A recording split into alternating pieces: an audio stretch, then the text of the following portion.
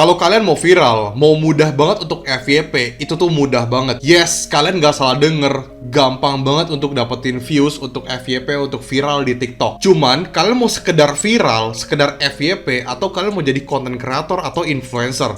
Ini yang harus kalian catat. Kalian mau viral doang, apa mau jadi content creator? Kalau tujuan kalian cuma mau cari viralnya doang, gue banyak referensi yang gue bisa kasih tau ke kalian. Tapi ini berbeda kalau misalnya kalian mau jadi content creator. Tapi di video kali ini, gue mau kasih tau kalian dari sisi caranya menjadi content creator di TikTok. Dan kalian bisa dapetin followers yang banyak, views yang banyak, sesuai dengan apa yang kalian butuhkan dan apa yang kalian cari saat ini. So, di video ini bakal menjawab semua pertanyaan kalian cara jadi content creator dan caranya FYP di TikTok. Oke, sebelum gue bahas lebih dalam, ada baiknya teman-teman untuk like dulu video ini sebagai bentuk terima kasih dan apresiasi kalian karena gue telah membuat video ini secara gratis atau cuma-cuma. Jadi jangan pelit like teman-teman, cuma sekedar klik like aja selesai. Gue tunggu sampai hitungan ketiga. 1, 2, 3. Oke guys, thank you udah like. Kita langsung masuk aja ke topik utamanya. Chapter 1, top konten. Kalau ngomongin soal konten, ada 5 konten yang paling banyak mendapatkan views di Indonesia. Jadi untuk top 5 kontennya, itu ada hewan-hewan lucu gitu teman-teman. Lalu video game, ya kalian bisa main game. Lalu tutorial main game, tutorial cara pemakaian produk dan sebagainya. Lalu review bisa review produk dan sebagainya. Lalu gosip. Gue yakin banget kalian pasti setuju bahwa dari kelima konten tadi gue sebutkan, itu memang sering banget muncul di FYP teman-teman di TikTok. Kalau misalnya kamu adalah pengguna TikTok atau mungkin pengguna sosial media lainnya, pasti paling kebanyakan 5 konten tersebut yang muncul di home atau beranda di TikTok kalian. So, memang kalau misalnya kalian ingin menjadi influencer yang memang mau full time sebagai influencer atau bener-bener mau hustle dan cari duit di sini, kalian bisa memanfaatkan kelima topik atau kelima konten yang tadi gue sebutkan. Memang terbukti banyak views-nya dan bisa dibilang untuk dapetin FYP itu mudah banget untuk kelima konten tersebut. Tapi bukan berarti gue memaksa kalian untuk harus 5 konten tersebut. Banyak konten-konten lain seperti gue ini membahas soal edukasi. Tapi untuk edukasi sendiri, gue rasa nggak terlalu sebesar kelima konten tersebut. Jadi kalian bolehlah cari-cari tahu sendiri. Jadi itu balik lagi ke hak kalian masing-masing. Kalian mau buat konten seperti apa? Karena di sini gue hanya sifatnya sharing buat teman-teman di sini yang masih bingung mau bahas konten apa. Mungkin bisa jadi referensi. Tapi buat kalian yang udah tahu mau bahas apa, well, silakan lakukan teman-teman, go ahead. Tapi yang pastinya gue tahu banyak teman-teman yang terbantu karena tadinya mereka nggak tahu mau buat konten apa. Dan semoga dengan 5 konten yang tadi gue sebutkan, teman-teman jadi tahu kira-kira mau bahas konten yang mana. Chapter 2, trend music, filter, hashtag. Sistem robot di TikTok itu membaca musik, filter, hashtag. Ingat ya teman-teman ya, musik, filter, hashtag. Jadi kalau misalnya kalian mau dapetin views yang banyak, mau tiba-tiba FYP, mau tiba-tiba meledak viewsnya, atau mungkin mendapatkan followers yang banyak, ikutilah tren-tren yang ada di TikTok. Entah itu musik yang lagi tren, atau mungkin hashtag yang lagi tren, atau mungkin konten-konten yang lagi tren itu seperti apa, atau mungkin filter-filternya seperti apa. Kalian suka lihat gak kalau di TikTok kayak filter-filter yang hitung-hitungan, itu adalah tren teman-teman.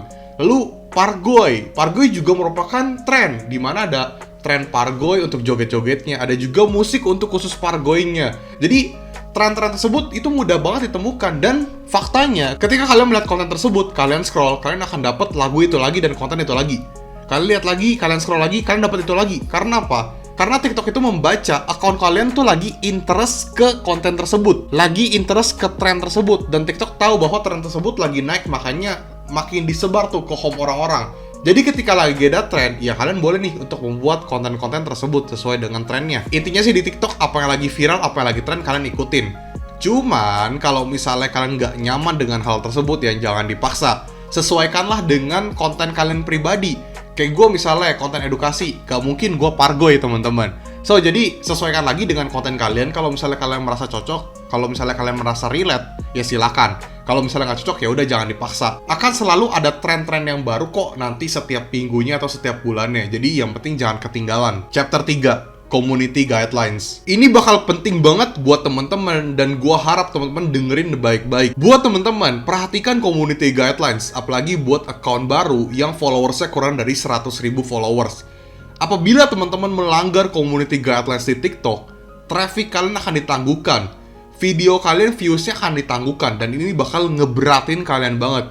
So, teman-teman make sure untuk menghindari community guidelines atau pelanggaran yang nggak diperbolehkan sama TikTok. Contohnya kalian nggak upload video-video vulgar, berbahasa kasar, terlalu spamming, dan sebagainya. Pokoknya detailnya kalian bisa lihat sendiri di TikTok lah, di TikTok Community Guidelines. Intinya, kalau misalnya account kalian udah terkena Community Guidelines, itu bisa ke-ban atau kena shadow ban, lalu views kalian akan ditangguhkan atau tiba-tiba sulit untuk mendapatkan viewers. Apakah si shadow ban tersebut atau ke-ban itu bisa hilang? Bisa hilang, tapi dalam jangka waktu yang lama. Semakin sering kalian kena community guidelines, maka semakin sulit untuk kalian mendapatkan views. Dan ya, ada kemungkinan besar kalau seperti itu kalian harus ganti akun. So, jadi teman-teman di sini perhatikan soal community guidelines, jangan sampai kalian terkena ya. Chapter 4, 1-2 konten per hari. Jika kamu bener-bener mau fokus untuk membangun personal branding kamu untuk mendapatkan followers, mudah FYP di TikTok, pastikan atau make sure teman-teman untuk upload 1-2 konten per hari. Ya memang ini terdengarnya sulit untuk di awal-awal, apalagi kalau misalnya kita tidak terbiasa untuk ngomong di depan kamera seperti ini. Bakal aneh banget, bakal weird banget ya sih kayak. Tapi memang itulah yang harus kita lakukan, 1-2 konten per hari, supaya TikTok ini akan membaca akun kamu arahnya kemana, kamu membahas konten apa, dan audiens kamu seperti apa. Algoritma TikTok akan bekerja. Tapi kalau misalnya kamu kontennya skip kayak 2 hari sekali, 3 hari sekali, ini bakal berat banget. TikTok itu berbeda dengan platform yang lain teman-teman. TikTok ini punya algoritmanya sendiri. So, jadi make sure untuk membuat konten 1-2 per hari. Kalau bisa sih 3-4, pokoknya maksimal 4, minimal 1 ya. Jadi 1-4, tapi saran dari gue 1-2 aja per hari itu udah cukup kok. Tapi jangan spam juga ya. Kalian sih boleh-boleh aja ngupload mungkin 4 video per hari. Boleh-boleh aja kok, fine, tapi jangan terlalu spam juga. Ada satu kesalahan yang sering toko online itu salah ya teman-teman ya. Dimana ini kan traffic ada penurunan ya. Di tanggal 14 ini turun 36%, terus ini pesanan turun 29%. Pokoknya ini penurunan merah semua. Kenapa? Ini bukan karena setelah 12-12 ada penurunan. Ya memang ada faktor penurunan juga sih, tapi toko klien gue ini dia salah. Karena dia cukup kaget ternyata ada lonjakan traffic dan pesanan yang sangat-sangat luar biasa gede saat 12-12. Dan akhirnya stok produk hero dia habis teman-teman. Karena stok produk hero-nya habis, jadinya turun nih teman-teman, drop. Ya sebenarnya kita terkadang nggak tahu ya kira-kira ini produk hero-nya bakal sebesar apa ketika masuk pesanannya.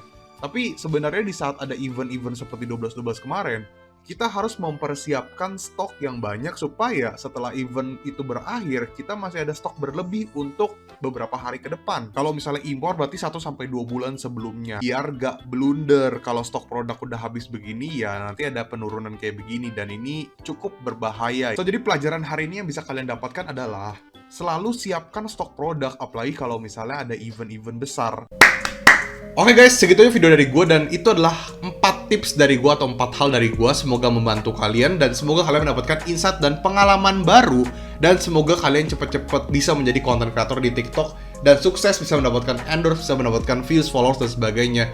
Silahkan komen kalau misalnya kalian suka dengan video ini, dan silahkan bertanya apabila kalian punya pertanyaan. Kalau misalnya gue bisa jawab, gue akan balas lewat komen. Kalau misalnya pertanyaan kalian nggak bisa gue balas lewat komen, gue akan buatin videonya khusus untuk pertanyaan kalian. So, jadi jangan malu untuk komen, jangan lupa like, komen, dan subscribe. Rio Gandhi, peace out.